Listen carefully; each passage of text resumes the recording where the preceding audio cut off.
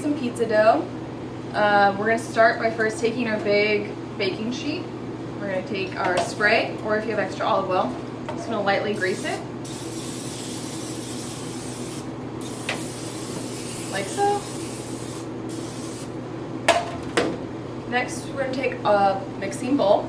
So I'm going to use the mixer here and start mixing it in there so I don't have to do it again later or do extra dishes.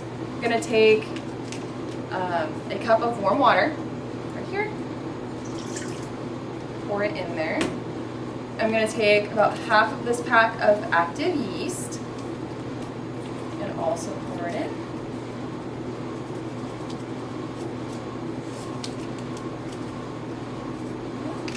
So it's about half the pack. You can fold it over to see. You're going to take your sugar and you're going to pour it into your mixing bowl.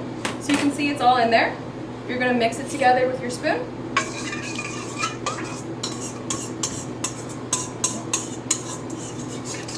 Just until it's all kind of mixed together. You want the yeast to become activated by the warm water, and the sugar will help feed the yeast so you don't have to wait as long for your pizza dough to rise. So once it's mixed, kind of looks cloudy white. I don't know if you can kind of see. It's kind of cloudy, light gray in there. You're going to let it sit for 10 minutes until it looks a little bit creamy. Okay. Put your spoon in this. Take your timer and set it for 10 minutes and press start. The timer goes off at 10 minutes. You're going to add the rest of your ingredients. We have 2.5 cups of all-purpose flour right here. Add it into our bowl. We're going to add 2 tablespoons of olive oil and 1 teaspoon of salt. So all that goes into the bowl. So you can either mix this by hand, but I already have it in the mixing bowl. I'm going to take my dough hook, which is this, and attach it to my, put the bowl on first, then do the dough hook. You want the handle to face out, otherwise it won't fit.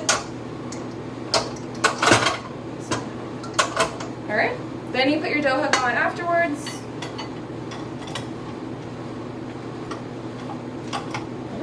Okay. And then this lever right here, you want to raise it up, and that makes sure it's in the bowl and it's making contact with the dough. You can turn it on to low, and it will start to mix your ingredients together.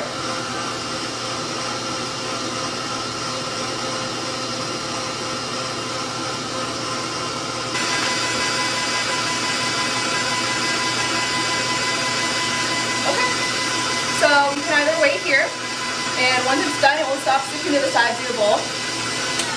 Another way you can also do this is, if you don't have a mixer, you can always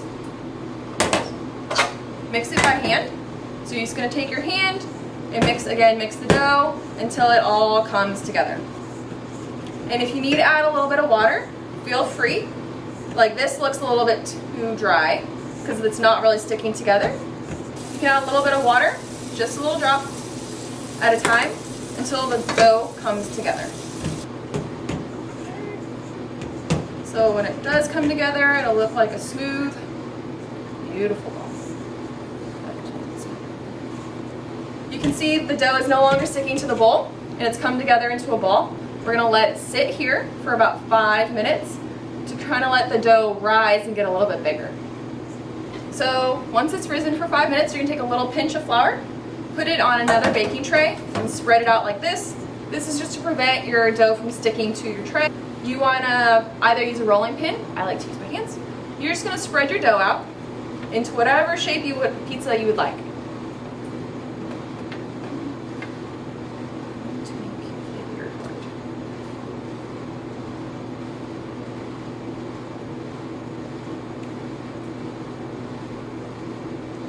Okay.